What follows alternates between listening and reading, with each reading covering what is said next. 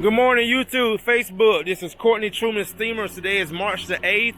We're on our first of 3 jobs today. This is a new customer. Going to be doing a total of 7 areas in the hallway. I got my buddy assistant with me, Ethan. Show you guys what we got going. Just made up a good pre-spray.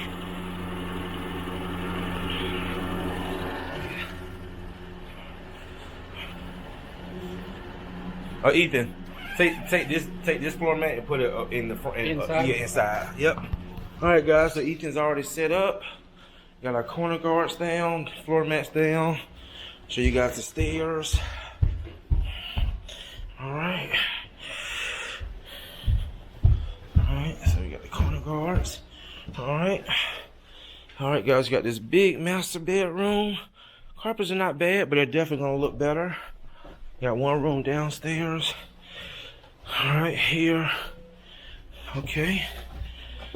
This one right here.